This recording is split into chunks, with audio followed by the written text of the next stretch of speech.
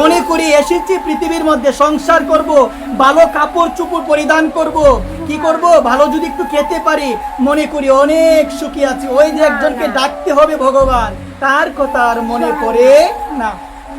যেদিন কেউ আর রক্ষা করতে পারে না, এমন একটা রোগ হলো, টাকা পয়সা ছেলে মেয়ে কেউ বাঁচাতে পারে না, সেদিন অনেকে ভগবানকে বলে, ভগবান তুমি ছাড়া আমার আর কেউ না, কেউ নাই। তার মানে সময় ছিল, আমি তখন ডাকি নাই কাকে, ভগবানকে ডাকি নাই। আজকে আমার দুর্দিন, আমি ডাকছি ভগবানকে। মা কথাটা লক্ষ্য রাখো, তুমি জগতে এসেছো, একটু সময় তুমি ভগবানকে দাও, বিবেকটাকে প্রশ্ন করো, ভগবান তোমাকে কেন এই মানব শরীর দিয়ে এই জগতের মধ্যে পাঠিয়েছে? ভগবান তো তোমাকে একটা কুকুরের শরীর দিতে পারতো, ভগবান তো তোমাকে একটা বিড়ালের শরীর দিতে পারতো, ভগবান তো তোমাকে সেই শরীর দেয় না। কি শরীর দিয়েছে গো মা?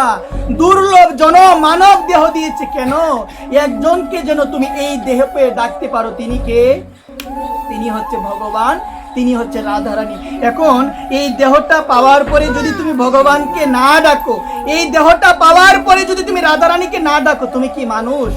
তুমি মানুষ? মা বলছেন মানুষ কুলে জন্ম নিলে তাকে মানুষ বলে না, কি লাগি আইলি ভবে এমনও জনমে হরিনা বুঝিলি সে তুই মানুষ কবে। শাস্ত্র বলছেন তুমি এই জগতে কেন এসেছো? কেন এসেছো মা?